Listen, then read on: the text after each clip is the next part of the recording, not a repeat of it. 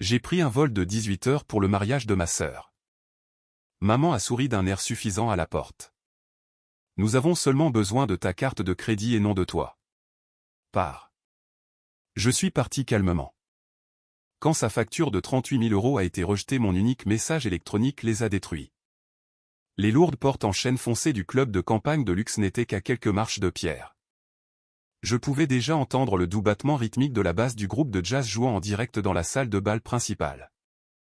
L'air du soir était vif et portait le parfum distinct et cher d'arrangements floraux importés mélangés à des viandes rôties et la légère odeur indubitable de la richesse générationnelle.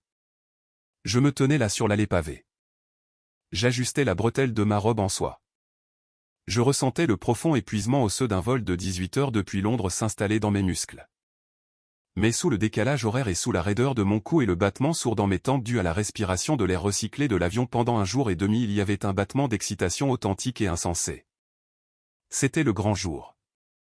C'était le jour du mariage de ma petite sœur. Je portais une boîte lourde et magnifiquement emballée contenant un ensemble de verres en cristal vintage. Elle avait mentionné avec désinvolture les vouloir il y a près de 1 an. J'avais passé des mois à retrouver le fabricant exact. J'avais payé une prime pour les faire expédier par un collectionneur privé en France. Mes pieds me faisaient mal dans mes talons. Mes yeux brûlaient par manque de sommeil. Mais j'avais réussi. J'avais réorganisé tout mon emploi du temps au cabinet d'audit d'entreprise. J'avais épuisé mes jours de vacances soigneusement économisés. J'avais navigué dans 2 escales angoissantes et traversé un océan juste pour être ici. J'ai pris une profonde inspiration. J'ai affiché un sourire chaleureux et fraternel sur mon visage. J'étais prête à entrer dans le grand hall d'entrée pour remettre le cadeau et célébrer la famille avec laquelle j'avais tant essayé de rester connecté. C'est à ce moment précis que ma mère Audrey est sortie de l'ombre de l'entrée voûtée. Elle a complètement bloqué mon chemin. Elle n'avait pas l'air surprise de me voir. En fait, sa posture suggérait qu'elle avait attendu près de la porte comme une sentinelle. Elle portait une superbe robe vert émeraude. Je connaissais le prix exact de cette robe car j'avais payé la compte pour la boutique d'où elle venait. Ses cheveux étaient parfaitement coiffés en un chignon rigide. Son maquillage était impeccable. Mais ses yeux étaient entièrement froids. Il n'y avait aucune chaleur maternelle. Il n'y a eu aucun soupir de soulagement ni exclamation de joie que sa fille aînée soit enfin arrivée à bon port après avoir traversé la moitié du globe. Au lieu de cela, elle a croisé les bras sur sa poitrine et a fait un pas délibéré en avant. Elle m'a forcé à m'arrêter net sur la marche du bas. J'ai ouvert la bouche pour dire bonjour et demander où je devais mettre la lourde boîte en cristal. Mais elle m'a coupé avant même que je puisse former une seule syllabe. Elle s'est penchée près de moi. Sa voix est tombée à un chuchotement dur et venimeux pour que les invités déambulant autour du stand de voiturier à 50 pieds n'entendent rien. « Que fais-tu ici » a-t-elle sifflé. Ses yeux ont commencé à scruter rapidement autour de nous pour s'assurer que personne ne regardait l'échange. J'ai cligné des yeux. J'étais sincèrement confuse. Mon cerveau fatigué luttait pour traiter l'hostilité. Maman, c'est moi. C'est Elena. Je suis ici pour le mariage de Chloé. Mon 2e vol a été retardé sur le tarmac pendant 3 heures. Mais j'ai pris une voiture de location et je suis venu directement de l'aéroport. Je ne me suis même pas arrêté à l'hôtel pour me changer. Les lèvres d'Audrey se sont courbées en un léger sourire cruel. C'était un regard que je connaissais intimement depuis mon enfance. C'était le regard qui signifiait que j'avais franchi la ligne. Le regard qui signifiait que j'étais sur le point d'être fermement remise à ma place. « Tu n'es pas censée être ici, Elena, a-t-elle dit. Son ton dégoulinait de condescendance silencieuse. C'est un rassemblement intime. Seule la famille est autorisée à l'intérieur. Les mots m'ont frappé comme un coup physique au sternum. Seule la famille. Je l'ai regardée. J'attendais la chute. J'attendais qu'elle rie et qu'elle touche mon bras. J'attendais qu'elle me dise qu'elle était juste stressée et qu'elle faisait une mauvaise blague. Mais son expression est restée entièrement plate et inflexible. Je suis de la famille, ai-je chuchoté. Le poids de la boîte en cristal dans mes mains ressemblait soudain à une enclume. Je suis sa sœur. J'ai volé 18 heures pour être ici. Tu es une distraction, a aboyé Audrey en s'approchant encore plus. Son lourd parfum floral écrasait l'air frais du soir. Chloé est assez nerveuse aujourd'hui sans que tu n'apportes ton énergie habituelle de jugement tendu dans la pièce. Nous avons seulement besoin de ta carte de crédit dans le dossier Elena. Pas de toi.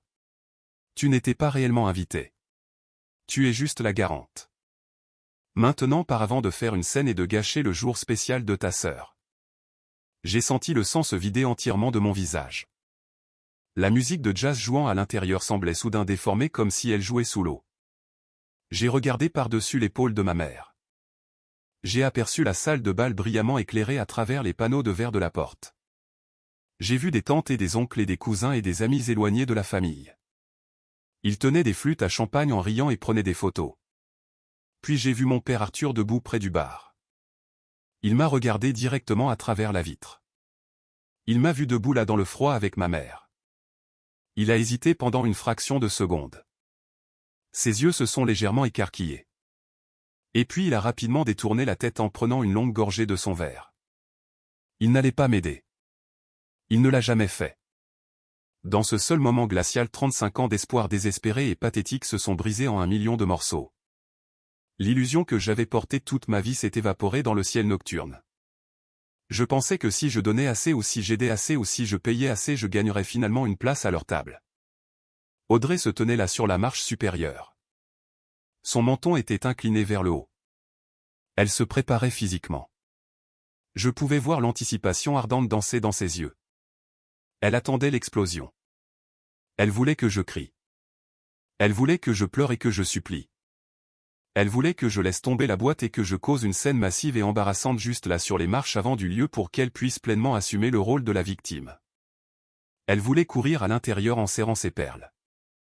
Elle voulait dire à tout le monde qu'Elena, la sœur aînée difficile et instable et jalouse, était apparue sans invitation. Elle voulait dire que j'avais essayé de ruiner agressivement le plus beau jour de la vie de la pauvre Chloé. Elle avait tout le récit parfaitement écrit dans sa tête. Elle attendait juste que je joue mon rôle assigné. Mais je ne lui ai pas donné cette satisfaction. Quelque chose d'étrange et de profond se produit lorsqu'une illusion d'une vie meurt enfin. Il n'y a pas de bruit fort dans votre esprit. Il n'y a pas de feu d'artifice dramatique ou de sanglots hystériques. C'est juste un froid silencieux et absolument paralysant. La fille désespérée de plaire aux autres à l'intérieur de moi est morte sur ces pavés. C'était celle qui avait passé 3 décennies à se plier en 4 pour un fragment de validation. Et à sa place, l'auditrice de contrat d'entreprise senior s'est réveillée. Je n'ai pas versé une seule larme. Je n'ai pas élevé la voix d'une fraction de décibel. J'ai regardé la femme debout devant moi. J'ai réalisé avec une clarté absolument terrifiante que je regardais une parfaite inconnue. C'était un parasite qui s'était fait passer pour une mère pendant plus de 30 ans. Je vois, ai-je dit. Ma voix était entièrement dépourvue d'émotion. C'était exactement le même ton plat et professionnel et final que j'utilisais dans les réunions étouffantes du conseil d'administration à Londres. C'était le ton que j'utilisais quand je prenais un vendeur frauduleux essayant de violer un contrat de plusieurs millions d'euros. Audrey a légèrement froncé les sourcils. Elle était clairement déconcertée par mon manque total d'hystérie. Retourne juste à l'hôtel Elena. Nous t'appellerons demain quand nous aurons du temps libre pour nous occuper de toi. Je ne lui ai pas répondu. Je me suis lentement baissé. J'ai placé la boîte magnifiquement emballée contenant les verres en cristal vintage sur une petite table décorative en fer forgé près de l'entrée. J'ai lissé le ruban de soie avec mon pouce en m'assurant que le nœud était absolument parfait. Puis je me suis redressé. J'ai croisé son regard une dernière fois pour lui laisser voir exactement à quel point elle était morte pour moi. Et je me suis simplement retourné. Je n'ai pas regardé en arrière en m'éloignant. Je ne me suis pas précipité. J'ai marché avec des pas réguliers et mesurés et délibérés sur le chemin pavé.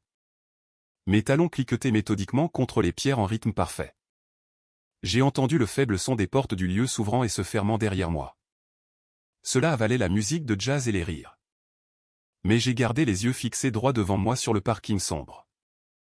J'ai atteint ma voiture de location dans la section de stationnement de débordement. Je l'ai déverrouillée et j'ai glissé dans le siège du conducteur en cuir froid. Le silence à l'intérieur de la voiture était assourdissant par rapport au bruit du lieu. J'ai serré le volant. Je regardais les arbres sombres se balançant doucement dans le vent nocturne. Je ne le savais pas à cette seconde exacte. Mais m'empêcher d'entrer dans ce lieu était l'erreur la plus chère et la plus catastrophique que ma mère ferait jamais de toute sa vie. J'ai démarré le moteur et j'ai conduit hors des portes du club de campagne. Je me dirigeais vers le centre-ville. Le trajet a duré exactement 45 minutes. Mon esprit était complètement clair. Aucun chagrin ne brouillait mon jugement. Je n'avais qu'une concentration terrifiante et tranchante comme un rasoir. Chaque contrat que j'avais signé et chaque message électronique que j'avais reçu et chaque facture que j'avais garantie au cours des 8 derniers mois ont commencé à clignoter dans mon esprit comme une feuille de calcul financier organisée. Quand je suis arrivé à l'hôtel de luxe 5 étoiles que j'avais réservé pour moi-même, j'ai dépassé le concierge du hall sans un mot. J'ai pris l'ascenseur jusqu'à l'étage numéro 12 et je suis entré dans ma suite. J'ai enlevé mes talons en les laissant abandonnés au hasard près de la porte. Je me suis dirigé vers le minibar. Je me suis versé un verre d'eau pétillante et je me suis assise au lourd bureau en chêne dans le coin de la pièce. J'ai ouvert mon ordinateur portable. L'écran a brillé illuminant la pièce sombre et calme. Audrey pensait avoir gagné. Elle pensait avoir réussi à obtenir un mariage magnifique et somptueux pour son enfant chéri. Ce mariage était entièrement financé par mon score de crédit impeccable sans avoir à tolérer ma présence physique. Elle pensait que j'étais juste un compte bancaire sur pattes auquel elle pouvait accéder à distance puis renvoyer comme un serviteur à la porte. Mais ma mère avait fait une erreur de calcul critique et fatale. Elle avait oublié ce que je faisais réellement dans la vie. Elle avait oublié que je passais 50 heures par semaine à décortiquer des documents juridiques complexes. Je trouvais des failles microscopiques et je protégeais agressivement les actifs des entreprises contre les escrocs. Elle avait volontairement remis l'autorité légale de tout son événement à une femme dont le travail littéral était de trouver la fraude financière et de la détruire. J'ai fait craquer mes jointures. J'ai ouvert mon client de messagerie et j'ai commencé à taper dans la barre de recherche. L'entreprise de restauration. Le fleuriste. La direction du lieu. Il était temps de voir exactement quel genre de fête j'avais payé. Il faut vraiment comprendre comment une femme professionnelle de 35 ans qui audite impitoyablement les contrats d'entreprise pour gagner sa vie a pu être assez stupide pour signer 38 000 € pour une famille qui ne voulait même pas d'elle. Vous devez comprendre l'architecture de mon enfance. Vous devez comprendre comment une personne est entraînée lentement et méthodiquement et douloureusement sur des décennies à accepter des miettes et à appeler cela un festin. En grandissant dans notre maison de banlieue de la classe moyenne, il y avait une hiérarchie non dite très claire. Elle a été établie très tôt. Chloé était le soleil et le reste d'entre nous étions simplement les planètes mineures requises pour orbiter autour d'elle. Nous devions nous assurer qu'elle ne s'éteigne jamais et ne se refroidisse jamais et ne fasse jamais face à un seul moment de véritable inconfort. Elle avait 3 ans de moins que moi. Mais dès le moment où elle a pu marcher et formuler une phrase, elle a été désignée comme l'enfant chéri fragile et précieuse. Si Chloé pleurait, le monde entier arrêtait de tourner. Si Chloé voulait quelque chose, le budget familial était magiquement élargi pour l'accommoder. Peu importe ce qui devait être sacrifié. Moi en revanche, j'étais la réparatrice désignée. J'étais ce que les psychologues pour enfants appellent un enfant de verre. J'étais complètement invisible et entièrement ignoré jusqu'à ce que quelque chose soit cassé et nécessite une réparation immédiate.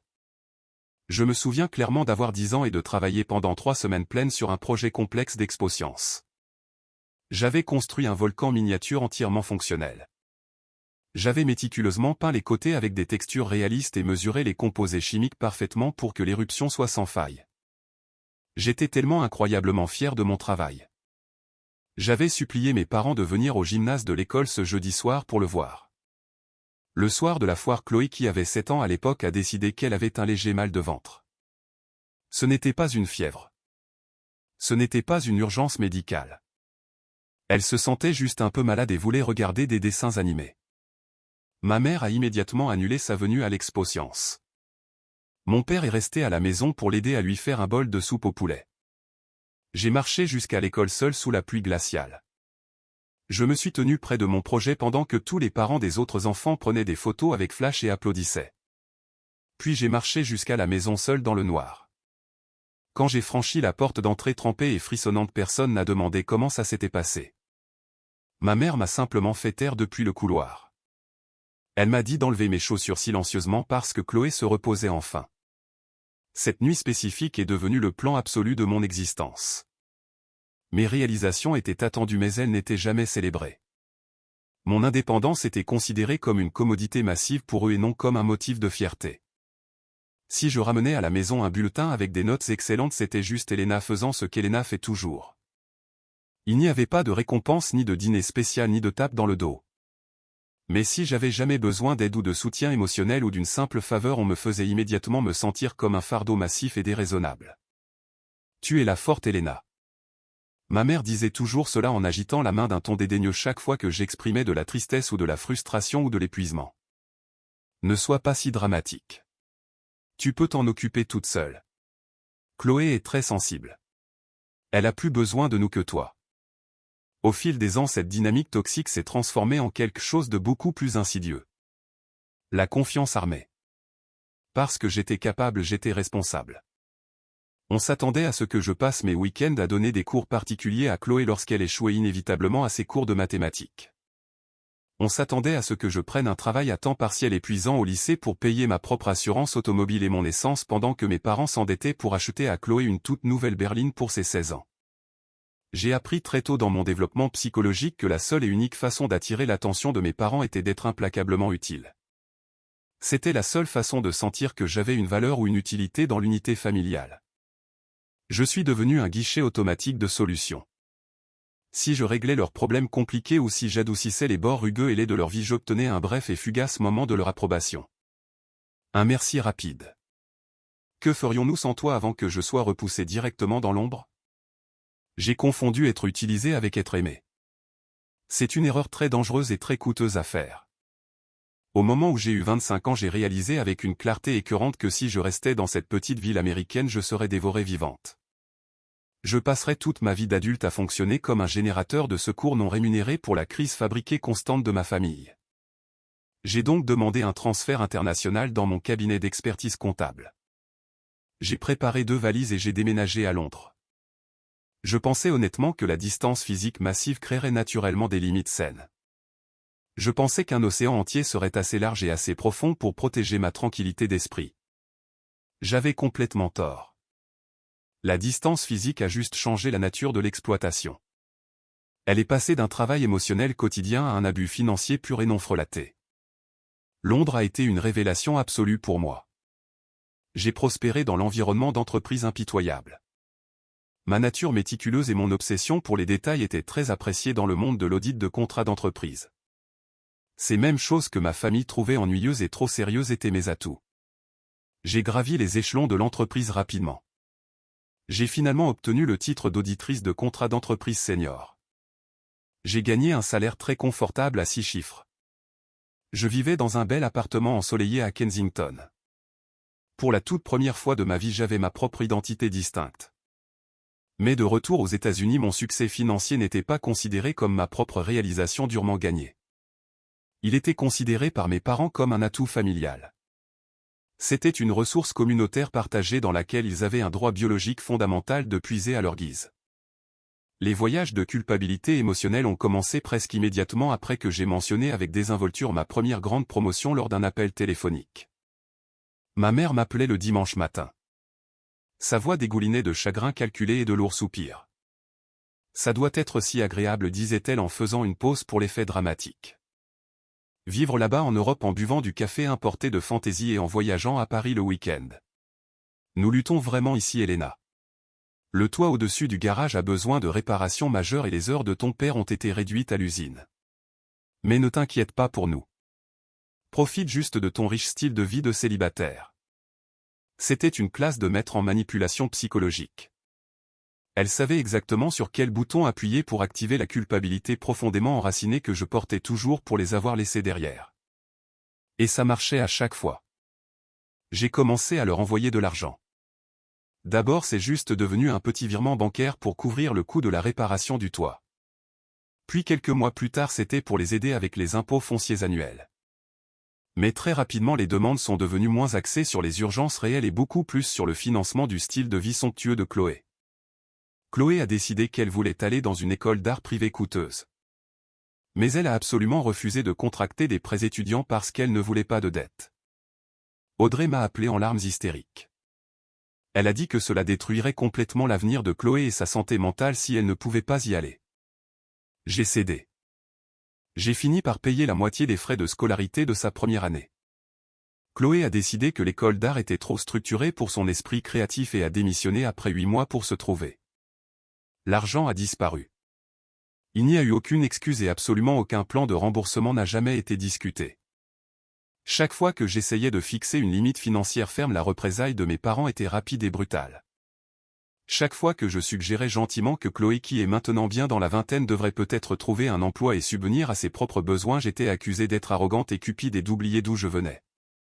L'argent a complètement changé, Elena. Mon père me disait cela au téléphone avec sa voix lourde de déception écrasante. La famille est censée aider la famille. Quand es-tu devenu si égoïste? J'étais à des milliers de kilomètres. Je vivais dans un fuseau horaire différent. Mais j'étais encore entièrement piégé dans leur toile psychologique. Je payais leurs factures parce que c'était la seule et unique façon d'éviter le poids écrasant et suffocant de leur désapprobation collective. J'achetais littéralement ma tranquillité d'esprit mois par mois et virement par virement. Le piège élaboré qui m'a finalement conduite à cette porte fermée du club de campagne a été parfaitement posé il y a environ 8 mois. C'était un mardi soir froid et pluvieux à Londres. Je venais de rentrer à mon appartement de Kensington après un quart de travail épuisant de 12 heures. J'avais audité un accord de fusion d'entreprise massif. Mon cerveau était frit et tout ce que je voulais, c'était une douche chaude. Puis mon téléphone a sonné. L'identification de l'appelant a clignoté le nom de Chloé. C'était incroyablement rare. Elle ne m'envoyait généralement des messages électroniques que pour mon anniversaire. Et même alors c'était juste un message générique copié-collé avec un emoji de ballon. Quand j'ai répondu à l'appel, elle hurlait pratiquement de joie. Elle était officiellement fiancée. Son petit ami depuis 2 ans, Gareth, avait finalement fait sa demande lors d'une escapade d'un week-end. Pour un bref et merveilleux et naïf moment, toutes les années de ressentiment ont disparu. J'étais sincèrement ravi pour elle. J'ai fait les 100 pas dans mon salon en l'écoutant parler pendant 1 heure ininterrompue de la taille de la bague. Elle a parlé de la proposition romantique et de sa grande vision intransigeante pour un mariage de conte de fées massif. Je l'ai félicitée chaleureusement. J'ai promis que je serais là pour célébrer quoi qu'il en coûte. 2 jours plus tard, le vrai appel téléphonique est arrivé. C'était Audrey. Elle a commencé la conversation avec des bavardages inhabituels. Elle a posé des questions sur la météo de Londres et sur mon travail. C'était toujours son signe révélateur. Chaque fois qu'elle faisait semblant de se soucier des détails banals de ma journée, une demande massive planait juste hors de vue. « Écoute Elena » a-t-elle finalement dit. Son ton est passé harmonieusement à cette cadence faussement impuissante et familière. Chloé et moi regardons les lieux et les fournisseurs. Nous avons rencontré un petit problème.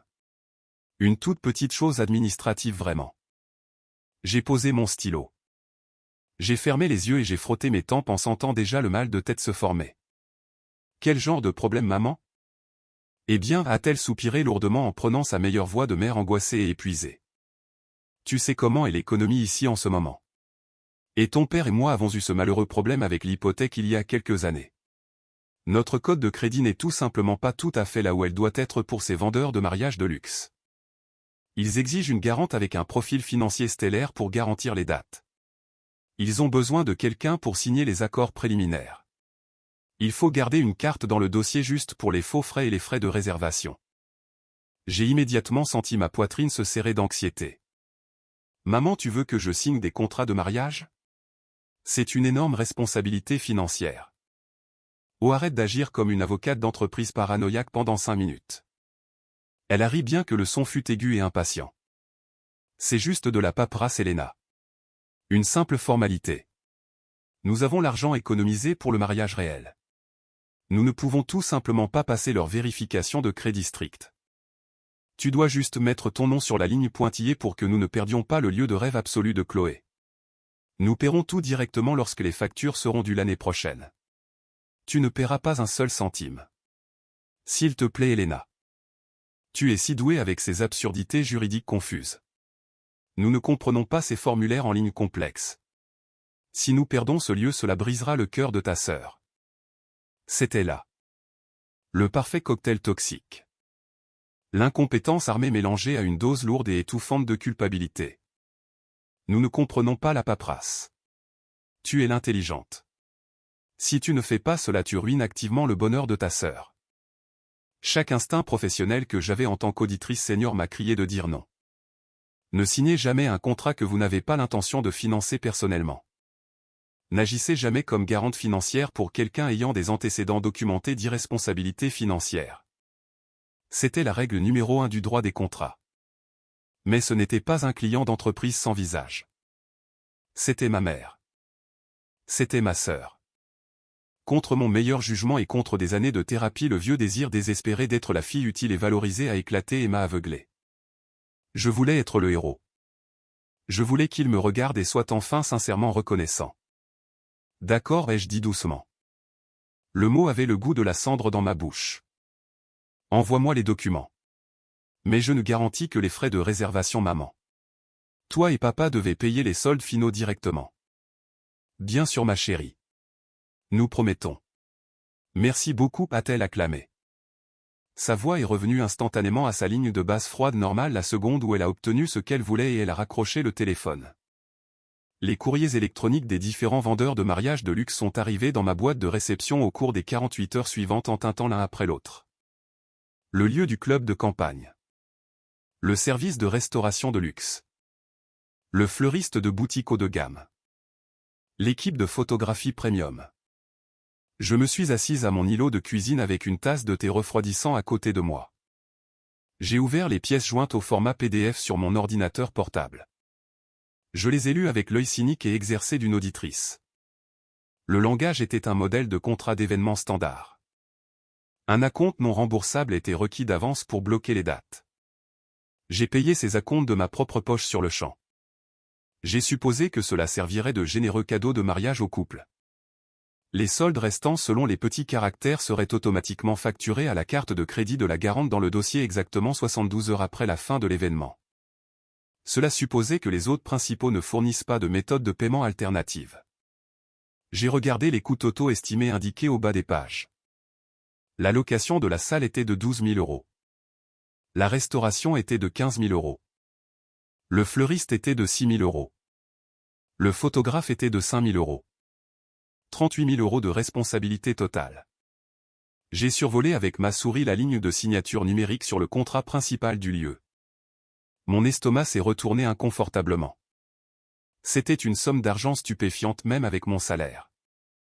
Si mes parents faisaient défaut et s'ils n'avaient pas l'argent qu'ils avaient promis, je serais légalement tenu par ma propre signature de payer chaque centime. J'ai pris mon téléphone et j'ai envoyé un message à mon père juste pour être absolument certaine à 100% avant de commettre un suicide financier. Papa, je regarde ces contrats. La responsabilité totale est d'environ 38 000 €. Es-tu absolument certain d'avoir les fonds liquides pour effacer cela avant qu'il ne débite ma carte après le mariage? Sa réponse est revenue moins de 5 minutes plus tard. Oui, Elena. Nous avons les fonds du mariage sur un compte d'épargne à haut rendement en ce moment. Nous utilisons juste ton profil de crédit pour garantir les réservations parce que le nôtre est trop bas. Ne t'inquiète pas tant pour tout. La famille prend soin de la famille. J'ai lu cette dernière phrase 2 fois. La famille prend soin de la famille. C'était la leçon émotionnelle que j'avalais toujours. L'appât auquel je ne pouvais jamais résister. J'ai pris une grande et tremblante inspiration. J'ai activement ignoré les drapeaux rouges flagrants qui s'agitaient frénétiquement dans mon cerveau professionnel. J'ai tapé mon nom légal complet dans les cases de signature. J'ai joint ma carte de crédit de voyage premium comme garantie. C'était une carte avec une limite incroyablement élevée que j'utilisais strictement pour les dépenses d'entreprise internationale. J'ai appuyé sur envoyer pour les 4 courriers électroniques. J'avais essentiellement remis à ma mère un chèque en blanc entièrement chargé et signé par moi. Au début, les choses semblaient parfaitement bien aller. Audrey m'a appelé pour me remercier abondamment. Sa voix dégoulinait de miel. Chloé m'a envoyé un message avec 3 émojis cœur. Elle disait que je lui avais littéralement sauvé la vie et que j'étais la meilleure sœur du monde. J'ai ressenti une lueur chaleureuse et réconfortante de satisfaction. J'avais fait ce qu'il fallait. J'avais utilisé mon succès professionnel pour les sortir d'un pétrin. J'avais assuré ma place légitime en tant que membre précieux et respecté de la famille. Mais la gratitude a eu une durée de conservation remarquablement courte. Le moment absolu où l'encre numérique a séché sur ces contrats et que les dates ont été verrouillées avec les vendeurs, toute la dynamique familiale a changé. J'avais rempli mon objectif avec succès. J'étais l'échafaudage financier soutenant leur grand événement. Et tout comme un véritable échafaudage, j'étais censé être complètement invisible une fois que le bâtiment a réellement commencé à monter. L'aliénation ne s'est pas produite d'un seul coup dans une explosion dramatique. Ce fut un effacement lent et délibéré et hautement calculé. Ce fut un effacement progressif et méthodique de ma présence de tout le processus de planification du mariage. Cela a commencé assez innocemment avec l'achat de la robe. J'avais spécifiquement demandé à Audrey de me faire un appel vidéo quand elles allaient regarder les robes de mariée. Je voulais voir Chloé dans ses robes pour donner mon avis. Même si c'était juste à travers un écran de téléphone pixelisé. Le week-end du rendez-vous est passé dans un silence complet. Pas d'appel et pas de message. Quand j'ai vérifié mes réseaux sociaux le lundi matin en prenant le métro pour aller au travail, j'ai vu une photo magnifiquement filtrée. Chloé et ma mère et 3 des demoiselles d'honneur locales de Chloé buvaient du champagne dans une boutique de mariage de luxe. La légende disait: le jour parfait avec mes personnes préférées. J'ai trouvé la robe. J'ai ressenti une piqûre de rejet aiguë et humiliante. J'ai commenté la photo. J'ai demandé avec désinvolture pourquoi elle ne m'avait pas appelé comme nous l'avions prévu. Audrey m'a envoyé un message en privé 1 heure plus tard plein d'excuses. Désolé Elena. C'était juste beaucoup trop mouvementé là-dedans. La connexion internet était mauvaise. Et Chloé se sentait dépassée par tous les choix. Nous t'inclurons certainement la prochaine fois. Il n'y a pas eu de prochaine fois. Puis vint la douche nuptiale. J'ai reçu une invitation formelle imprimée par la poste. Mais elle est arrivée exactement 2 jours avant que l'événement ne soit prévu. Il n'y avait aucun moyen physique de réserver un vol de Londres aux États-Unis en prenant des congés et de voyager avec seulement 48 heures de préavis. Quand j'ai appelé Audrey pour demander pourquoi l'invitation avait été envoyée si incroyablement tard, elle a feint une innocence totale. Oh, le service postal est juste terrible dernièrement, n'est-ce pas? Nous pensions que tu connaissais la date. Nous avons juste supposé que tu étais beaucoup trop occupé avec ton important travail d'entreprise pour revenir pour une petite douche idiote. Quoi qu'il en soit, j'ai été retiré silencieusement et efficacement du groupe de discussion des demoiselles d'honneur. Les décisions concernant le menu de restauration et les arrangements floraux et le plan de salle ont été prises entièrement sans ma contribution ou ma connaissance. Chaque fois que j'essayais d'appeler pour poser des questions sur les détails simplement par un désir désespéré de me sentir impliqué dans le mariage de ma propre sœur, les conversations étaient incroyablement brèves et dédaigneuses. Nous avons tout sous contrôle, Elena, disait Audrey. Son ton était sec et lourdement impatient. C'était comme si j'étais un télévendeur interrompant son dîner. Nous gérons tous les petits détails ici. Tu te soucies juste d'organiser ton vol. C'était une réalité bizarre et exaspérante. J'étais légalement et financièrement responsable d'un événement dont j'étais complètement exclu. J'ai essayé de me le justifier logiquement. Je me suis dit qu'elles étaient juste stressées. La planification de mariage est notoirement chaotique. Elles étaient dans un fuseau horaire complètement différent. J'ai trouvé toutes les excuses possibles pour éviter de faire face à la vérité terrifiante et douloureuse. Elles ne voulaient tout simplement pas que je sois impliqué. 1 mois avant la date du mariage, j'ai interrogé Audrey sur le dîner de répétition. J'ai demandé à quelle heure je devais arriver et où se trouvait le restaurant. Oh, c'est juste une très petite chose pour le cortège nuptial et les garçons d'honneur. Elle a dévié doucement sans perdre une miette. Ne te précipite pas pour être ici pour ça. Vole juste la veille du mariage réel et repose-toi à ton hôtel. Nous te verrons à la cérémonie. J'aurais dû savoir à ce moment-là. L'écriture était sur le mur en lettres aux néons géantes et brillantes. Mais la capacité humaine de déni est absolument sans limite, surtout lorsqu'il s'agit du profond désir d'acceptation familiale. J'avais déjà tellement investi émotionnellement et mentalement et légalement. Je ne pouvais pas accepter d'être traité comme un portefeuille ambulant jetable. J'ai fait mes valises. J'ai acheté le cadeau en cristal coûteux. J'ai embarqué sur le vol de 18 heures. J'ai volé directement dans le piège qu'elle m'avait tendu.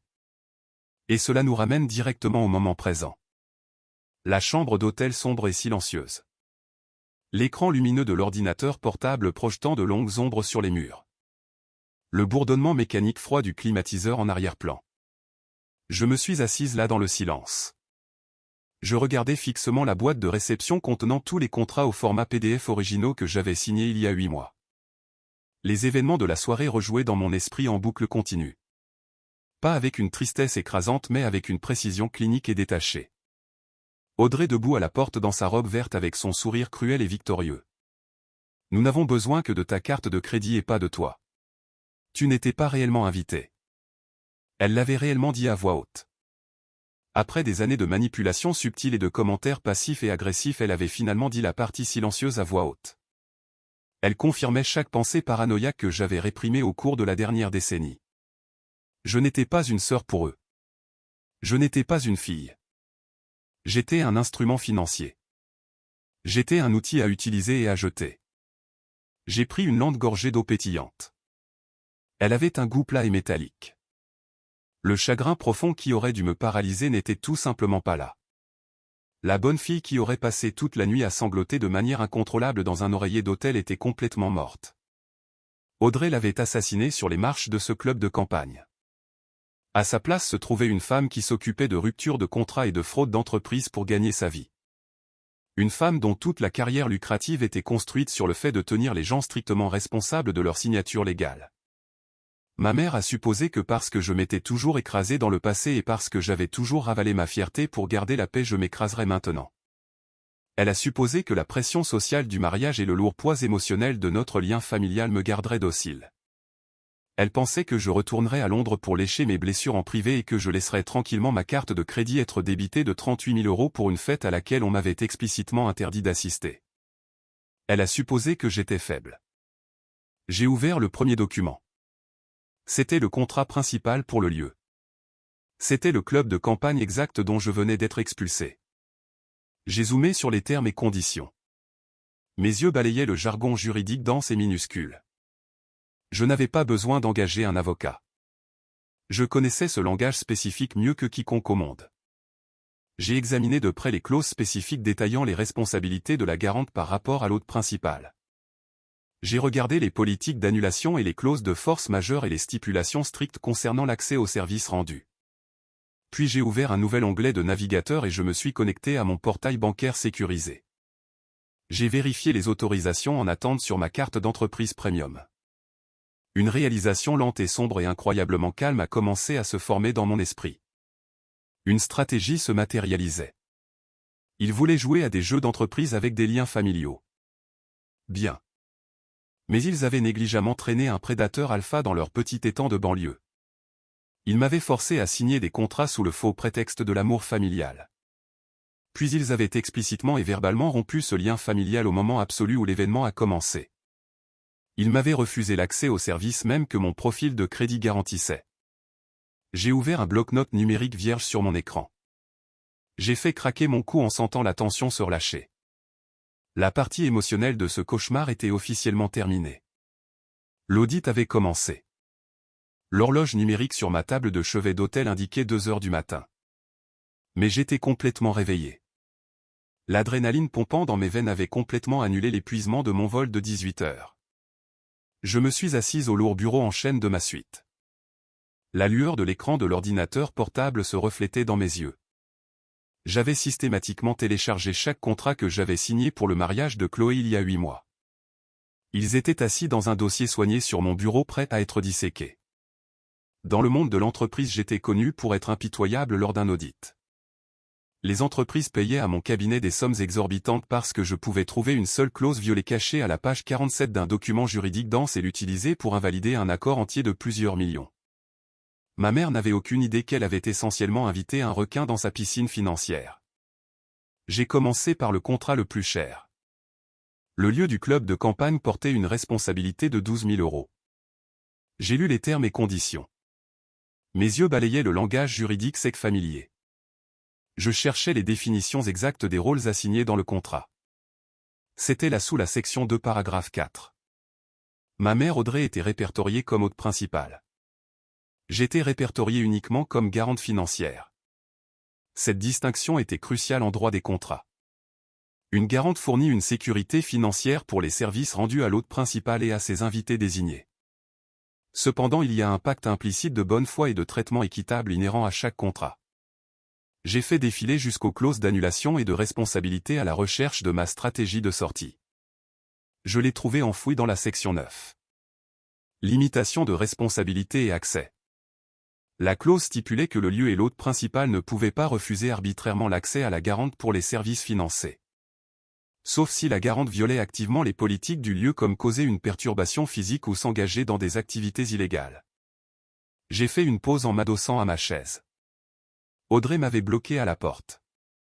Elle m'avait explicitement et verbalement dit que je n'étais pas autorisé à l'intérieur. Je n'avais pas bu. Je n'avais pas fait de scène. Je m'étais simplement présenté en tant que garante. Et l'hôte principal m'avait refusé l'accès à l'événement que je soutenais financièrement. Ce faisant, Audrey avait fondamentalement violé les termes implicites de l'accord entre l'hôte et le lieu et la garante. Elle avait rompu la contrepartie du contrat. Vous ne pouvez pas légalement forcer quelqu'un à payer pour un service ou un dîner ou une fête que vous lui interdisez activement d'assister sans motif. J'ai ouvert ensuite le contrat de restauration qui portait une responsabilité de 15 000 €. Il avait des clauses standards similaires. Les accords du fleuriste et du photographe étaient les mêmes. Le cadre juridique était incroyablement clair. Audrey avait complètement annulé mon obligation à la seconde où elle m'a dit que je n'étais pas de la famille et m'a ordonné de quitter la propriété. Mais je savais par expérience que se disputer à propos d'une clause violée avec un vendeur pouvait prendre des semaines d'appels téléphoniques ennuyeux. J'avais besoin de quelque chose de plus concret. J'avais besoin d'une preuve irréfutable. J'avais besoin d'un levier absolu qui terrifierait les vendeurs et les pousserait à libérer ma carte de crédit immédiatement sans se battre. J'ai décidé de creuser plus profondément dans la facture de restauration. Elle était inhabituellement élevée pour une liste d'invités de 100 personnes. 15 000 € signifiait qu'ils dépensaient 150 € par assiette. Cela semblait cher pour le menu de base au poulet et aux légumes de saison qu'Audrey m'avait initialement montré. Je me suis connecté au portail des fournisseurs en ligne de la société de restauration en utilisant les identifiants d'accès de la garante que j'avais reçus par message il y a des mois. J'ai cliqué sur la commande d'événements finalisée qui avait été mise à jour à peine 3 semaines auparavant. J'ai regardé l'écran, la mâchoire tombante. Le menu avait été complètement remanié. Le poulet avait disparu. À sa place, il y avait une double entrée de filet mignon et de queue de homard importé. De plus, le forfait bière et vin standard avait été transformé en un open bar premium de niveau supérieur proposant du champagne vintage à volonté. Audrey avait presque doublé le budget de la restauration. Et elle l'avait fait en sachant que ma carte de crédit était celle du dossier pour absorber l'impact financier massif.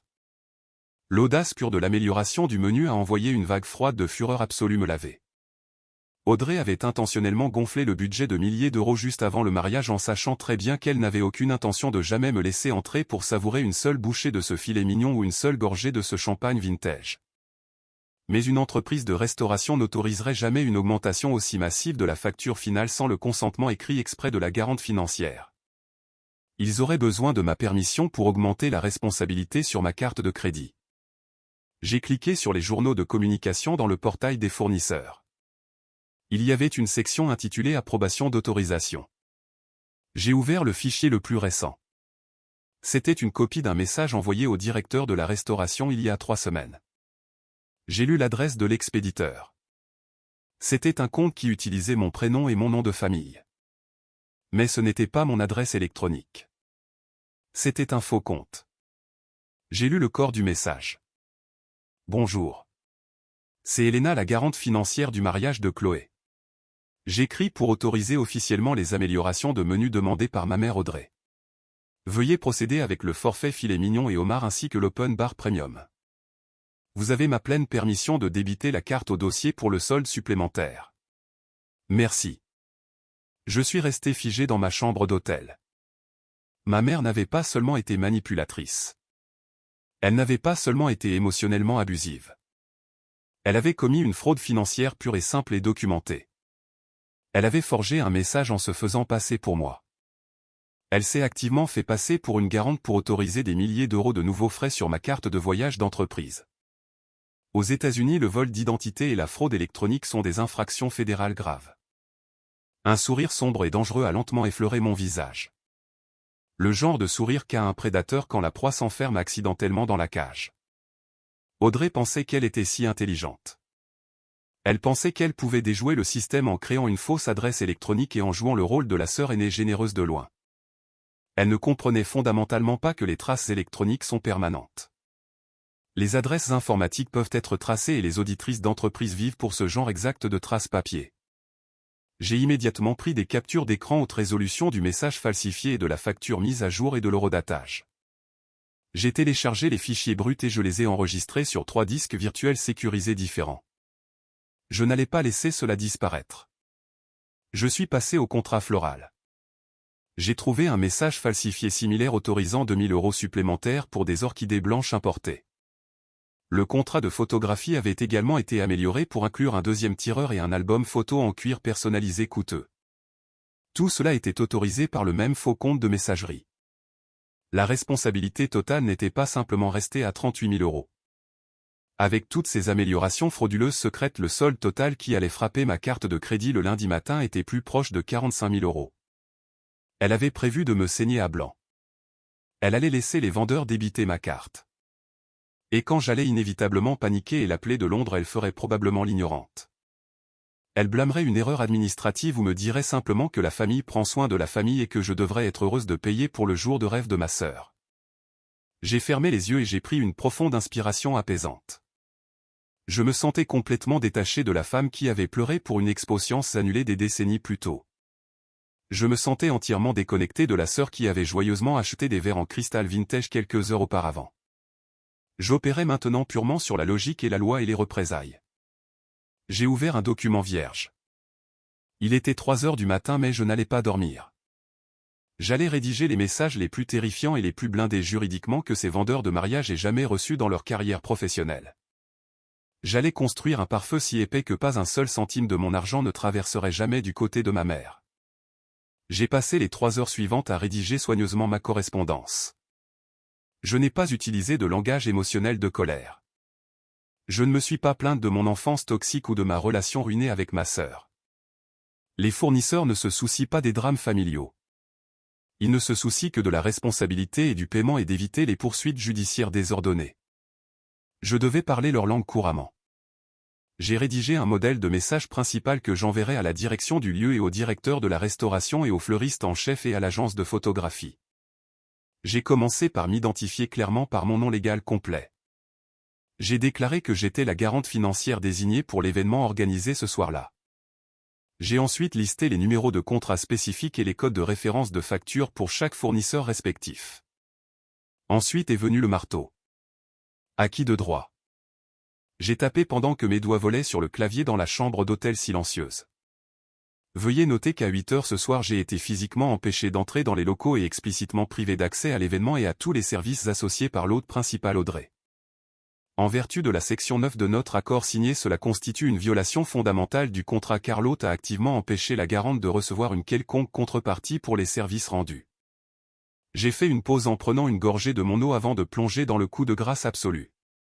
De plus, lors de mon audit de routine des commandes finales d'événements ce matin, j'ai découvert que de multiples mises à niveau non autorisées ont été ajoutées aux factures finales. Ces mises à niveau ont été approuvées via une adresse de messagerie qui ne m'appartient pas. J'ai la preuve documentée que l'hôte principal a usurpé mon identité pour autoriser frauduleusement ses frais supplémentaires sur mon profil de crédit. En raison de cette fraude financière documentée et de la violation fondamentale du contrat concernant l'accès, je révoque officiellement toute autorisation pour votre entreprise de débiter la carte de crédit actuellement conservée dans le dossier. Si vous tentez de traiter un paiement sur ma carte pour les soldes restants, je signalerai immédiatement la transaction à mon institution bancaire comme non autorisée et frauduleuse. Je serai également obligé de déposer un rapport de police officiel concernant le vol d'identité et la fraude électronique commis par l'hôte principal. Vous avez l'ordre de transférer la totalité du solde final de toutes les factures directement à l'hôte principal Audrey et à son mari Arthur. Ils sont les seuls bénéficiaires de vos services et ils sont maintenant les seuls responsables de la compensation financière. Ne me contactez plus concernant ces soldes. Considérez ceci comme mon avis juridique formel et final. J'ai lu le brouillon 3 fois pour vérifier la clarté et le ton et l'exactitude juridique. C'était parfait. C'était froid et calculé. Cela ne leur laissait absolument aucune place pour discuter. S'ils essayaient de passer ma carte, ils seraient complices d'un cas de fraude documenté. Aucun propriétaire de petite entreprise sain d'esprit ne risquerait un litige de rétrofacturation massif et une implication potentielle de la police pour une facture de mariage. Il prendrait le chemin de la moindre résistance. Cela signifiait s'en prendre directement aux personnes qui avaient réellement mangé le homard et bu le champagne. J'ai joint les captures d'écran des messages falsifiés et des factures altérées aux messages de chaque fournisseur respectif. J'ai également joint une lettre formelle sur le papier à en-tête de mon cabinet d'entreprise juste pour ajouter une couche supplémentaire d'intimidation psychologique. Je voulais qu'ils sachent qu'ils avaient affaire à une professionnelle qui avait des ressources juridiques infinies à sa disposition. Il était 6 heures du matin quand j'ai fini. Le soleil commençait tout juste à se lever. Il projetait une lumière gris pâle sur les toits de la ville à l'extérieur de la fenêtre de mon hôtel. J'ai surligné les 4 messages rédigés. J'ai pris un dernier moment pour penser aux conséquences. Je savais qu'à la seconde où j'appuierais sur envoyer, il n'y aurait pas de retour en arrière. L'option nucléaire serait déployée. La façade soigneusement entretenue de la vie de banlieue riche et parfaite de mes parents serait réduite en pièces quand les vendeurs viendraient frapper à la porte pour 45 000 € qu'ils n'avaient pas. J'ai pensé à Chloé se réveillant pour son premier jour en tant que femme mariée. Elle ignorait complètement la bombe financière massive qui tournait sous sa nouvelle vie. J'ai pensé à Arthur détournant le regard de moi à la porte. J'ai pensé au sourire d'Audrey. Je n'ai pas ressenti une seule once de culpabilité. J'ai appuyé sur envoyer. Les messages ont disparu de ma boîte d'envoi. Ils filaient à travers le cyberespace pour ruiner la vie de ma mère. À 9 h ce matin-là, mon téléphone a commencé à sonner. C'était un dimanche. Mais les vendeurs de mariage travaillent le week-end. Un drapeau rouge de 45 000 € est suffisant pour réveiller n'importe quel propriétaire d'entreprise. Le premier appel provenait du directeur de l'entreprise de restauration. Je l'ai laissé aller sur la messagerie vocale. Je n'avais aucune intention de parler à aucun d'eux au téléphone. Les appels téléphoniques peuvent être mal interprétés ou oubliés ou niés. La correspondance écrite est éternelle. 10 minutes plus tard, un message est arrivé du directeur de la restauration. Son ton était frénétique mais très respectueux. Il s'est excusé abondamment pour la situation en déclarant qu'il n'avait absolument aucune idée que les messages d'autorisation étaient falsifiés. Il a confirmé qu'ils avaient définitivement supprimé les informations de ma carte de crédit de leur système de facturation. Il allait rediriger la facture finale de 17 000 € directement à l'adresse du domicile d'Audrey et d'Arthur ainsi que l'envoyer à leur compte de messagerie personnelle. J'ai répondu avec une seule phrase. Merci pour votre prompte coopération dans la résolution de cette affaire frauduleuse. Au cours des 2 heures suivantes, les dominos sont tombés exactement comme je l'avais calculé. Le fleuriste a envoyé un message ensuite complètement paniqué par la mention d'un rapport de police. Elle a immédiatement transféré le solde de 8 000 € au nom de mes parents. Le photographe a suivi peu après. Le gérant du lieu a mis le plus de temps à répondre. C'était un grand club de campagne prestigieux et ils avaient leur propre équipe juridique. Vers midi, j'ai reçu un message formel de leur département comptable. Ils ont essayé de repousser légèrement.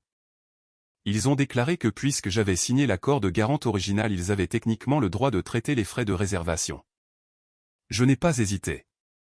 J'ai immédiatement répondu en joignant la clause spécifique de leur propre contrat concernant l'accès refusé. J'ai réitéré que je déposerais un litige pour frais non autorisés s'ils touchaient ma carte. J'ai mentionné avec désinvolture que mon cabinet d'audit d'entreprise gérait régulièrement des litiges contractuels dans leur état. Je serais plus qu'heureuse de porter l'affaire en litige civil concernant l'usurpation frauduleuse qui s'était produite sur leur plateforme. 20 minutes plus tard, le gérant du lieu a répondu. Ils se sont complètement rendus. Ma carte a été supprimée de leur système. Les frais de location restants de 15 000 € ont été officiellement transférés à Audrey et Arthur. C'était fait. Le pare-feu juridique était entièrement construit et testé et solide. Le poids massif et écrasant de la dette du mariage avait été proprement et légalement enlevé de mes épaules. Il avait été placé carrément sur les personnes qui avaient réellement organisé la fête.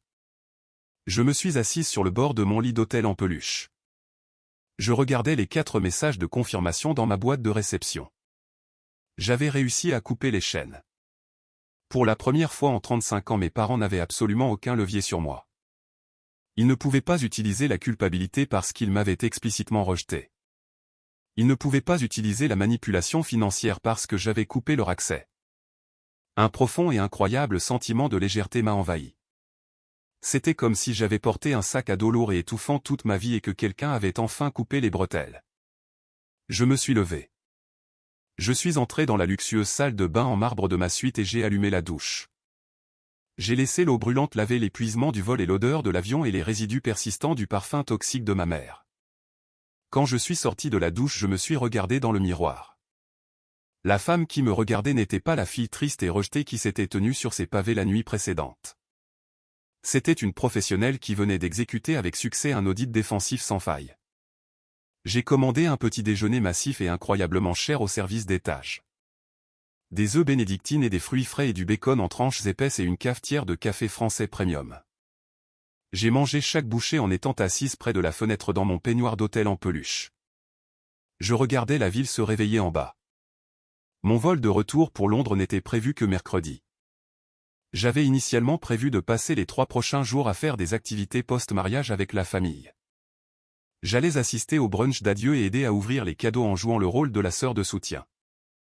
Maintenant j'avais 3 jours entiers dans une belle ville avec une chambre d'hôtel 5 étoiles et absolument aucune obligation. J'ai décidé que j'allais traiter cela comme de vraies vacances. J'allais aller au spa. J'allais visiter les musées d'art. J'allais boire du bon vin. Je savais que l'explosion allait arriver. Je savais qu'Audrey et Arthur allaient finir par vérifier leur message. Ils allaient réaliser que les vendeurs s'en prenaient à eux pour des dizaines de milliers d'euros. Mais jusqu'à ce que cela arrive, j'allais profiter du silence absolu. Le reste de dimanche et l'intégralité de lundi se sont déroulés dans un état de paix surréaliste et luxueuse. J'ai gardé mon téléphone silencieux. Je ne le vérifiais que périodiquement pour m'assurer que mon application bancaire ne montrait aucun frais non autorisé en attente. Mon compte est resté parfaitement intact. J'ai passé l'après-midi de dimanche à recevoir un massage des tissus profonds de 90 minutes au spa de l'hôtel. Je me suis allongé sur la table chauffée en sentant les nœuds dans mes épaules se dissoudre lentement et en écoutant la douce musique d'ambiance. J'ai réalisé que pour la première fois de ma vie d'adulte je ne m'inquiétais pas de ce que faisait ma famille. Je n'étais pas anxieuse de savoir si Chloé était heureuse ou si Audrey était secrètement en colère contre moi pour un léger affront perçu. Je ne m'en souciais tout simplement pas. Le cordon émotionnel avait été définitivement coupé. Lundi je suis allé faire des achats au centre-ville. Je me suis acheté un beau manteau de créateur sur mesure pour les hivers londoniens. Je l'ai payé avec l'argent que j'avais initialement prévu de dépenser pour les dîners en famille et les sorties pendant ce voyage. Plus tard ce soir-là je me suis assise dans un restaurant italien haut de gamme. J'ai savouré une assiette de pâtes artisanales et un verre de vin coûteux. Par curiosité morbide en attendant mon dessert j'ai ouvert l'application Instagram sur mon téléphone. Le profil de Chloé était public. C'était une véritable mine d'or de joie performative. Elle avait posté des dizaines de photos et de vidéos du mariage. J'ai regardé une vidéo d'elle et de Gareth coupant le massif gâteau à 5 étages. J'ai vu des photos du cortège nuptial buvant le champagne vintage qu'Audrey avait autorisé frauduleusement à mes frais. J'ai vu une photo de mes parents sur la piste de danse, l'air incroyablement riche et insouciant et heureux. La légende sur la photo principale de Chloé disait: la nuit la plus magique et la plus parfaite de toute ma vie. Merci à mes parents incroyables de m'avoir donné le mariage de mes rêves. Je suis tellement incroyablement béni. J'ai souri en prenant une lente gorgée de mon vin rouge. C'était un beau récit qu'ils avaient construit. Une famille parfaite et sans faille célébrant un jour parfait et sans faille. Mais je connaissais la réalité. Je savais que tout l'événement était construit sur une base de mensonges et de manipulation et de fraude électronique fédérale. Je savais que les systèmes de facturation automatisés des fournisseurs étaient programmés pour traiter les factures finales mardi matin. La période de grâce de 72 heures s'écoulait. Audrey et Arthur avaient probablement ignoré les messages envoyés par les vendeurs dimanche. Ils supposaient que ce n'étaient que des reçus automatisés. Ils ne les avaient probablement même pas ouverts. Ils étaient sûrs dans leur conviction que ma carte de crédit gérait tranquillement le fardeau dans les coulisses. Ils vivaient actuellement dans une belle et fragile bulle de savon de leur propre fabrication. Et mardi matin cette bulle allait violemment éclater. J'ai fini mon dessert. J'ai payé l'addition et je suis retourné à mon hôtel sous les lumières de la ville. J'ai ressenti un étrange sentiment d'anticipation. C'était comme regarder un accident de train au ralenti à une distance sûre. Je n'allais pas les contacter. Je n'allais pas les avertir. Ils avaient creusé cette tombe financière massive de leurs propres mains. Et j'allais simplement les laisser tomber dedans. Je me suis endormi lundi soir en me sentant plus reposé que je ne l'avais été depuis des années. Mardi matin est arrivé clair et brillant. Je me suis réveillé à 8 heures. J'ai commandé un simple café au service d'étage et je me suis assise au bureau. J'ai ouvert mon ordinateur portable et j'ai vérifié mes messages professionnels. Je faisais doucement la transition de mon cerveau vers l'heure de Londres. À exactement 9h15 du matin, mon téléphone portable posé sur le bureau à côté de mon ordinateur portable a vibré violemment. L'écran s'est allumé en faisant clignoter un nom que je n'avais pas vu sur l'identification de l'appelant depuis des jours. C'était Audrey. Je l'ai laissé sonner. Le téléphone a vibré sur le bureau en bois jusqu'à ce qu'il aille sur la messagerie vocale. 10 secondes plus tard, il a recommencé à sonner. Cette fois, c'était Arthur. J'ai laissé celui-là aller sur la messagerie vocale aussi. Puis vinrent les messages téléphoniques. Ils sont arrivés en succession rapide. C'était un barrage frénétique et désespéré de lettres majusculées de points d'exclamation. Elena décroche le téléphone tout de suite. Pourquoi le club de campagne m'appelle-t-il au sujet d'un solde de 15 000 €? Que as-tu fait à la carte de crédit dans le dossier? Elena, réponds-moi. Le traiteur vient d'envoyer une facture de 17 000 € disant que ta carte a été retirée. Tu as promis que tu gérerais les frais de réservation. Je regardais les messages affluer. Mon visage était complètement impassible. Les systèmes de facturation automatisés avaient fonctionné. Les chèques avaient été rejetés. La réalité d'une dette soudaine et immédiate de 45 000 € venait de s'écraser à travers le toit de leur vie de banlieue parfaite. Le jeu de l'attente était terminé. Il était temps pour l'exécution. La panique absolue irradiant à travers l'écran de mon téléphone était palpable. À 10 h le mardi matin, j'avais 12 appels manqués d'Audrey et 7 d'Arthur et 5 de Chloé. Les messages avaient évolué de demandes en colère à des accusations hystériques. Tu ruines ma lune de miel, a envoyé Chloé. Gareth panique. Pourquoi les vendeurs disent-ils que nous leur devons de l'argent? Tu as dit que tu avais payé pour ça. Tu nous as menti. J'ai presque ri aux éclats devant l'audace pure. J'avais menti. Puis vint un énorme bloc de texte d'Audrey. Je ne sais pas à quel genre de jeu malsain tu joues, Elena. Mais ce n'est pas drôle. Nous n'avons pas 45 000 € en liquide en ce moment. Les vendeurs menacent d'envoyer les factures à une agence de recouvrement d'ici vendredi si nous ne fournissons pas une carte de crédit valide. Tu dois les appeler tout de suite et remettre ta carte dans le dossier. Nous trouverons un plan de paiement plus tard. La famille ne fait pas cela à la famille. Décroche le téléphone. La famille ne fait pas cela à la famille. C'était la même phrase manipulatrice qu'ils utilisaient toujours. Mais cette fois, elle n'avait absolument aucun pouvoir sur moi. C'était comme regarder un magicien faire un tour quand vous savez déjà comment fonctionne l'illusion. C'était juste triste. J'ai finalement pris mon téléphone. Je n'allais pas les appeler. Mais je n'allais pas me cacher dans ma chambre d'hôtel non plus. Je voulais les regarder dans les yeux. Je voulais voir le moment exact où ils réaliseraient que la fille obéissante sur laquelle ils comptaient depuis des décennies était partie pour toujours. J'ai tapé un seul message précis. Je l'ai envoyé à une discussion de groupe contenant Audrey et Arthur et Chloé. Je ne discute pas des questions financières par messagerie. Je suis actuellement sur la place du centre-ville. Je serai à la table du coin du café artisanal de la rue principale à midi. Si vous voulez discuter des factures, vous pouvez m'y retrouver. Si vous criez ou causez une scène ou me manquez de respect, je partirai immédiatement et je retournerai à Londres. On se voit à midi. J'ai appuyé sur envoyer et j'ai immédiatement mis le téléphone en mode silencieux. Je ne voulais pas voir leur réponse furieuse ou leur tentative de négocier l'emplacement. Je fixais les conditions de l'engagement. J'ai pris mon temps pour me préparer. Je me suis habillé avec soin. J'ai opté pour un blazer sur mesure élégant et un pantalon sombre et un chemisier en soie blanche impeccable. C'était exactement la tenue que je portais quand je devais annoncer des nouvelles dévastatrices à un client d'entreprise lors d'un audit. C'était une armure professionnelle. J'ai quitté l'hôtel et j'ai marché les 6 pâtés de maison jusqu'au café artisanal. C'était un endroit chic et très fréquenté. Il était rempli d'hommes d'affaires locaux et de riches banlieusards. Les machines à expresso sifflaient bruyamment. Le bavardage de 50 conversations différentes remplissait la pièce. C'était l'endroit parfait. C'était très public. Audrey se souciait plus de son image publique et de sa position sociale que de toute autre chose au monde. Elle ne risquerait jamais de crier ou de causer une scène hystérique dans un endroit où ses riches pairs pourraient la voir. Le cadre public était mon bouclier ultime contre ces crises de colère théâtrale habituelles. Je suis arrivé à 11h40. J'ai commandé un café noir et j'ai pris la grande table d'angle. J'ai placé mon élégant porte-documents en cuir sur la table devant moi. J'ai croisé mes mains dessus et j'ai attendu. À midi pile, la porte vitrée du café s'est ouverte.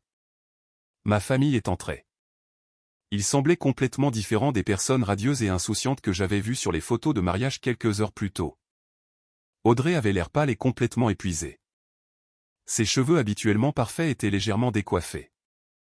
Arthur avait l'air profondément épuisé et sombre. Chloé traînait derrière eux avec les yeux rouges et gonflés d'avoir pleuré. Et juste à côté de Chloé se trouvait Gareth, son nouveau mari. Il avait l'air incroyablement mal à l'aise et profondément confus. Clairement, il avait été tenu dans l'ignorance de la réalité financière de la famille. Il était maintenant entraîné dans une crise financière massive moins de 48 heures après son mariage. Ils m'ont repéré assise dans le coin. Les yeux d'Audrey se sont verrouillés sur les miens. Ils se sont rétrécis avec un mélange de colère désespérée et de profonde confusion. Elle a traversé le café à grands pas. Ses talons cliquetaient agressivement contre le plancher en bois avec le reste de la famille à sa suite. Ils ont atteint la table. Personne n'a dit bonjour. Personne n'a demandé comment j'allais. Audrey a claqué son sac à main de créateur sur la table en se penchant près de moi. « Qu'est-ce qui ne va pas chez toi, Elena ?» a-t-elle sifflé. Elle gardait la voix basse pour éviter d'attirer l'attention des tables environnantes. « Répare ça tout de suite. Appelle les vendeurs et remets la carte. » Je n'ai pas tressailli. J'ai lentement pris ma tasse de café. J'ai pris une gorgée mesurée et j'ai regardé calmement les 4 personnes debout autour de ma table. L'exécution était sur le point de commencer. « Asseyez-vous, ai-je dit. » Ma voix était complètement plate et dépourvue de toute émotion. Audrey a ouvert la bouche pour discuter. Son visage rougissait de colère. Mais Arthur a posé une main lourde sur son épaule. Il a regardé mon visage. Il m'a vraiment regardé. Et je pense qu'il a reconnu que quelque chose de fondamental avait changé. Il a tiré une chaise et s'est assis silencieusement. À contre-cœur, Audrey et Chloé et Gareth ont fait de même. Ils se sont entassés autour de la petite table circulaire. « Tu ruines tout. » Chloé a immédiatement gémi. Elle s'est lancée directement dans ses tactiques habituelles de renversement de situation. C'est censé être ma semaine de lune de miel, Elena. Gareth et moi sommes censés nous envoler pour Hawaï demain. Et au lieu de cela, nous sommes assis dans un café à gérer ta jalousie insensée. Pourquoi essaies-tu de détruire mon bonheur? Gareth a baissé les yeux sur ses mains. Il était clairement mortifié par toute la situation. Elena, a-t-il commencé d'une voix hésitante. Chloé m'a dit que tu avais offert de payer pour le mariage comme cadeau. Maintenant les vendeurs disent que nous devons 45 000 €. Je ne comprends pas ce qui se passe. J'ai regardé Gareth. C'était un gars bien. Il était juste un dommage collatéral dans le rayon d'explosion toxique de ma famille. Je n'ai jamais offert de payer pour le mariage, Gareth, ai-je dit clairement. Je m'assurais que tout le monde à la table m'entendait. On m'a demandé d'agir comme garante financière temporaire parce que les cotes de crédit d'Audrey et Arthur étaient trop basses pour garantir les lieux. On m'a assuré par écrit qu'ils avaient les fonds liquides pour payer les soldes finaux. Nous les avons. Audrey a sifflé. Elle s'est penchée sur la table et ses yeux scrutaient le café. Mais nous avons besoin de plus de temps pour déplacer l'argent. Tu avais juste besoin de laisser la carte dans le dossier pendant quelques semaines. Tu nous sabotes intentionnellement. Je vous sabote, ai-je répété. Mon ton est tombé à un murmure dangereux. Maman, tu t'es tenue sur les marches du club de campagne samedi soir. Tu m'as regardé directement dans les yeux après que j'ai volé 18 heures pour être ici. Tu m'as dit que je n'étais pas de la famille. Tu m'as dit que tu n'avais besoin que de ma carte de crédit et non de ma présence. Tu m'as ordonné de quitter la propriété. Chloé a halté dramatiquement en regardant notre mère. Maman, est-ce vrai? As-tu vraiment fait ça? Audrey a agité la main d'un ton dédaigneux. Bien qu'une lueur de panique authentique ait traversé ses yeux. Oh, arrête d'être si dramatique, Elena. J'étais incroyablement stressé. Tu es arrivé en retard. Tu as bouleversé tout le planning. J'avais juste besoin de t'écarter pour que Chloé ne panique pas. C'était une erreur de jugement momentanée. On ne met pas sa propre famille en faillite à cause d'une petite dispute à la porte. Arthur a finalement pris la parole. Il a utilisé sa voix grave et autoritaire de père qui m'avait toujours terrifié quand j'étais enfant. Ta mère a raison, Elena. Elle était stressée. Tu dois être la plus grande personne ici. Tu nous embarrasses tous. Remets la carte dans le dossier et nous te rembourserons en plusieurs versements. Nous sommes du même sang. Nous n'agissons pas comme ça. J'ai regardé Arthur. J'ai ressenti une vague de dégoût absolu. Il s'était tenu à l'intérieur de ce lieu en tenant un verre. Il avait regardé sa femme jeter sa fille aînée dans la nuit. Et il n'avait absolument rien fait. Et maintenant il avait le culot de s'asseoir en face de moi pour me faire la leçon sur la façon dont le sang agit. Je n'ai pas crié. Je n'ai pas pleuré. Je n'ai pas essayé d'expliquer mes sentiments. Je savais qu'ils étaient complètement incapables de les comprendre. J'ai simplement avancé la main et j'ai dézippé mon élégant porte-document en cuir. Le temps des disputes était complètement révolu.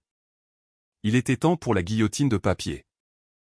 Je ne remets pas ma carte dans le dossier, ai-je déclaré calmement. Ma voix portait la finalité absolue d'une juge rendant une sentence. Et je ne paie pas un seul centime pour une fête à laquelle on m'a interdit d'assister. Mais c'est en fait le moindre de vos problèmes en ce moment.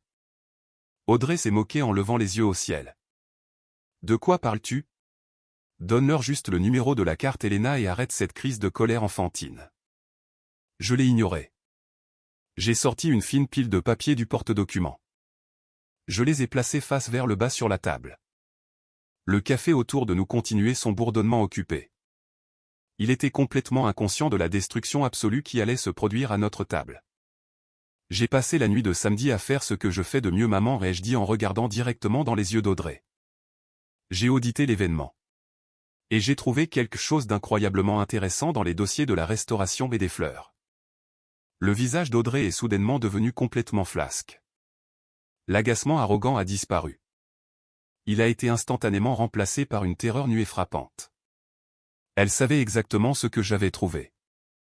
J'ai lentement fait glisser le premier morceau de papier sur la table en bois lisse en le retournant face vers le haut. C'était la capture d'écran haute résolution du message falsifié. Le message autorisant les massives améliorations de restauration. Ceci est un message envoyé au directeur de la restauration il y a 3 semaines, ai-je dit. Ma voix maintenait un calme clinique terrifiant. Il autorise la mise à niveau vers le filet mignon et le homard importé et un open bar premium. Il accorde également explicitement la permission de débiter ma carte de crédit d'entreprise pour les milliers d'euros supplémentaires. Chloé s'est penchée en lisant le papier. D'accord, alors tu l'as autorisé. Quel est le problème? Regarde l'adresse de l'expéditeur, Chloé, ai-je ordonné calmement. Chloé a plissé les yeux. Elena.gmail.com. Ce n'est pas mon adresse électronique, ai-je déclaré. Je n'ai jamais possédé ce compte. Mon courrier personnel est hébergé sur un serveur privé et mon courrier professionnel est un domaine d'entreprise. Gareth s'est soudainement penché en avant. La couleur a entièrement quitté son visage alors que son cerveau d'ingénieur reliait les points. Il a levé les yeux vers ma mère avec une horreur absolue. Attendez.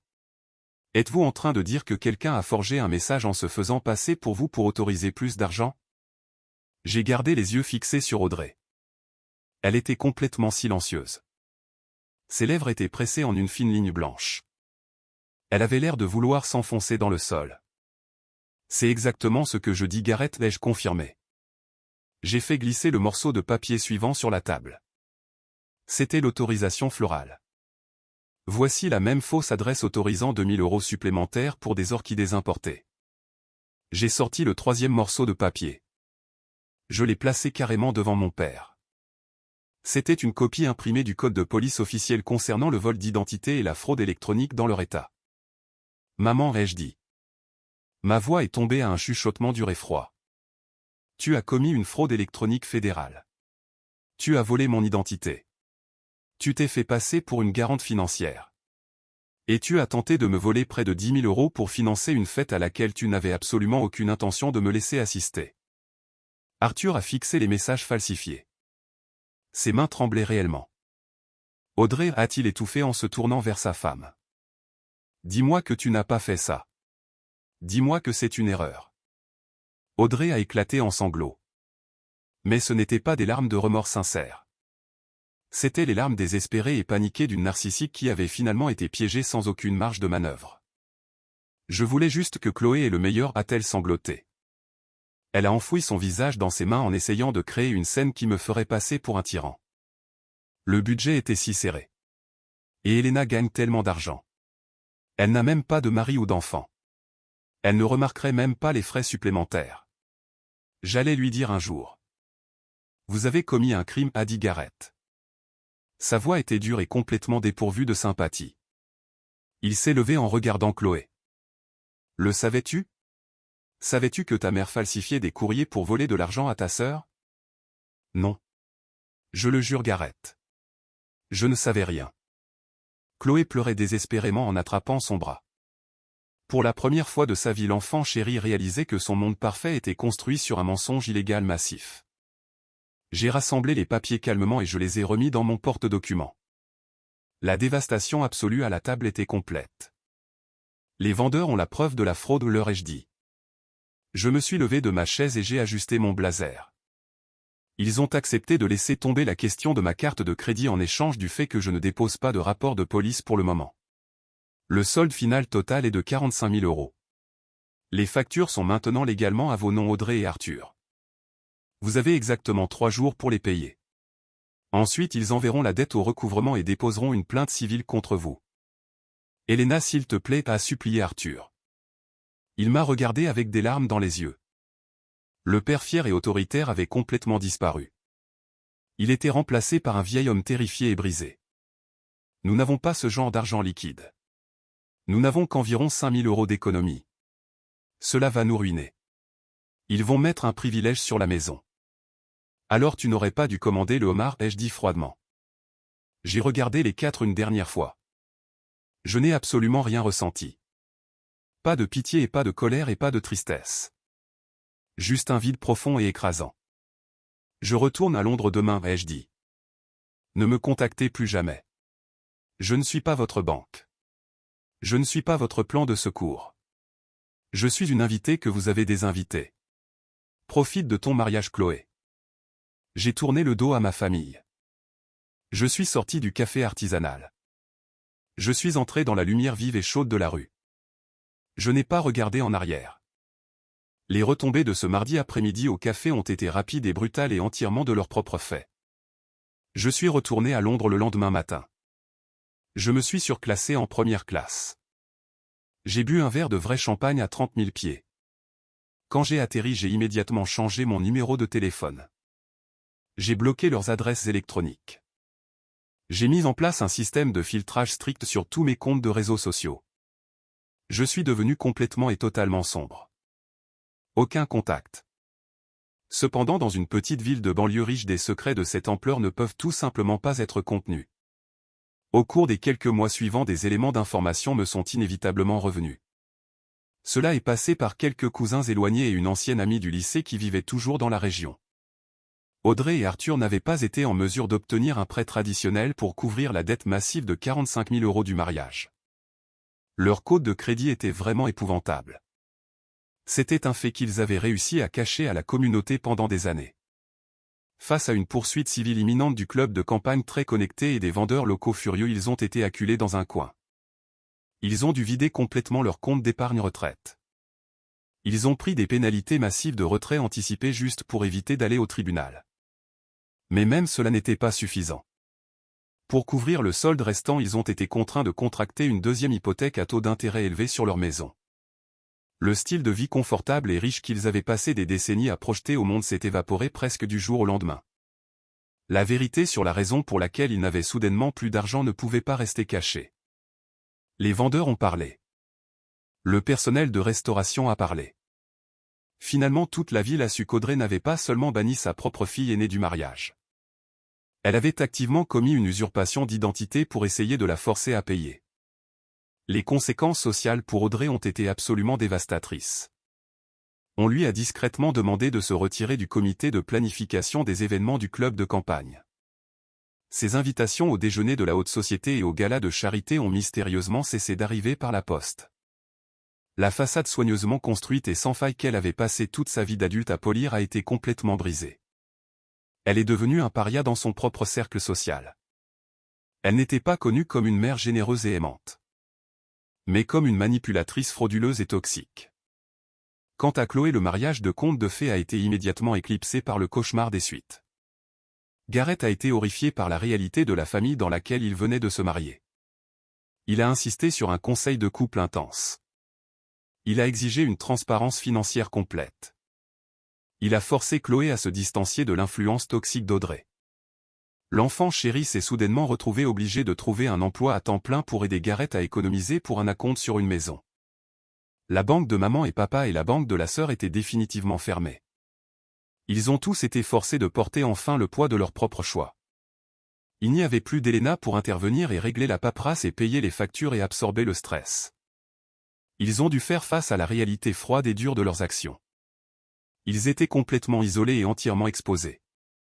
J'ai entendu ces mises à jour et j'ai ressenti un étrange sentiment de clôture. Je ne me suis pas réjoui de leur misère.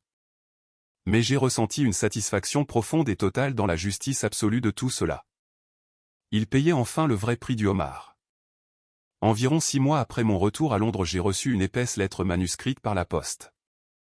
Elle avait été transmise par le bureau principal de mon cabinet d'entreprise contournant mes blocages personnels stricts. J'ai reconnu l'écriture d'Arthur immédiatement sur l'enveloppe. Je me suis assise à mon îlot de cuisine avec une tasse de thé à la main. J'ai regardé la lettre pendant un long moment avant de finalement briser le sceau. Elle faisait 4 pages. Elle était remplie d'excuses et de regrets et de longues explications. Il disait à quel point il était profondément désolé pour son silence à la porte du club de campagne. Il a écrit sur la façon dont le stress de la dette détruisait sa santé. Il a dit qu'Audrey était profondément déprimée par l'ostracisme social. Il a demandé mon pardon. Il a demandé si nous pouvions planifier un bref appel téléphonique juste pour entendre ma voix et essayer de réparer le pont brisé. J'ai lu la lettre 2 fois en l'analysant avec le même œil critique que j'utilisais pour les documents d'entreprise. Elle était entièrement creuse. Des excuses sans responsabilité ne sont qu'une manipulation portant un masque différent. Arthur ne s'excusait pas parce qu'il réalisait soudainement la profondeur du traumatisme qu'il m'avait infligé pendant 35 ans. Il s'excusait parce que sa vie était devenue incroyablement inconfortable. Il voulait désespérément retrouver l'ancienne dynamique fiable. Il voulait récupérer sa réparatrice. Il voulait l'absolution sans avoir à faire réellement le travail dur et douloureux d'un véritable changement. Si je l'appelais et si j'offrais ne serait-ce qu'une once de pardon, le cycle recommencerait simplement. Cela commencerait par un appel téléphonique puis une demande de petit prêt puis une demande pour mon temps. Finalement je serais de retour dans le même piège. Je n'ai pas répondu. Je n'ai pas appelé. Je me suis dirigé vers le petit destructeur de papier que je gardais dans mon bureau à domicile. J'ai introduit la lettre de 4 pages dans la machine. J'ai regardé les excuses désespérées et les voyages de culpabilité manipulateur être coupés en minuscules rubans illisibles. Quelques semaines plus tard, un message provenant d'une adresse inconnue aléatoire a réussi à passer mes filtres. C'était de Chloé. Il faisait juste 3 phrases de long. Elena, Gareth et moi luttons vraiment avec notre loyer ce mois-ci à cause de réparations automobiles inattendues. Maman a dit que tu ne leur parlerais pas, mais s'il te plaît, je suis ta petite sœur. Peux-tu juste nous aider cette dernière fois? J'ai regardé l'écran.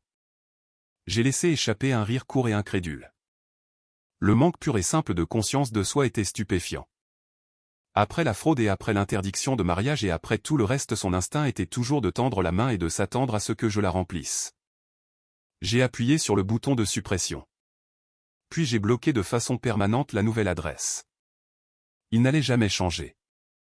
Ils étaient fondamentalement incapables de me voir comme un être humain avec des limites plutôt que comme une ressource à consommer. Accepter cette vérité a été incroyablement douloureux au début. Mais c'était aussi la clé qui a finalement déverrouillé ma cage. Je ne pouvais pas contrôler leur comportement. Mais j'avais un contrôle absolu et inflexible sur mon accès. Et leur accès était définitivement révoqué. Cela fait près de 2 ans depuis cette nuit froide à l'extérieur du club de campagne. Beaucoup de choses ont changé depuis. J'ai été promue directrice principale de l'audit d'entreprise dans mon cabinet à Londres. Les compétences méticuleuses et impitoyables que j'avais affinées au cours de ce week-end chaotique ont été immensément payantes dans ma vie professionnelle. J'ai emménagé dans un appartement plus grand et plus lumineux avec vue sur un magnifique parc. J'ai commencé à voyager pour le plaisir en faisant des voyages en Italie et en Espagne et au Japon. Je me faisais des souvenirs entièrement pour moi-même. Entièrement selon mes propres termes. La thérapie m'a aidé à traiter la colère persistante. Ma thérapeute m'a aidé à comprendre que je n'étais pas une mauvaise personne pour m'être éloigné. Elle m'a aidé à réaliser que fixer des limites absolues avec des personnes toxiques n'est pas un acte de cruauté. C'est un acte de profonde préservation de soi. J'avais passé toute ma vie à m'immoler par le feu juste pour garder ma famille au chaud. Et j'ai finalement eu le courage de poser les allumettes. Parfois je pense encore à eux. Je pense à la petite fille qui a marché seule sous la pluie pour aller à l'expo Science. Et je ressens une vague de tristesse pour elle. Mais cette tristesse est rapidement remplacée par une fierté féroce et protectrice pour la femme qu'elle est devenue. Je ne déteste plus ma famille. La haine exige de l'énergie. Et je refuse simplement de dépenser une once de plus de mon énergie pour eux. Ils vivent la vie exacte qu'ils ont créée pour eux-mêmes. Ils sont piégés dans une maison avec une deuxième hypothèque. Ils sont entourés des conséquences de leur propre vie. Moi en revanche je suis complètement libre. J'ai appris la leçon la plus dure et la plus précieuse qu'une personne puisse apprendre sur la famille. Le sang n'accorde pas automatiquement un laissez-passer à votre vie ou à votre portefeuille ou à votre tranquillité d'esprit. Le respect est la monnaie d'une vraie relation. Et s'ils n'ont pas les moyens de vous payer le respect, ils ne peuvent pas s'asseoir à votre table.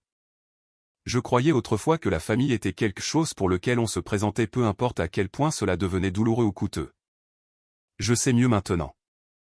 Parfois la décision la plus forte et la plus puissante que vous puissiez prendre n'est pas de vous battre plus fort pour une place à la table toxique de quelqu'un d'autre. C'est de s'éloigner entièrement en construisant sa propre table. Et de s'entourer de personnes qui valorisent réellement votre présence. Pas seulement un score de crédit. Je suis Elena Hay. Je suis auditrice d'entreprise principale. Je ne suis plus un plan de secours ni un distributeur automatique ni une enfant de verre. Je possède ma vie. Je possède mes choix et je possède ma paix.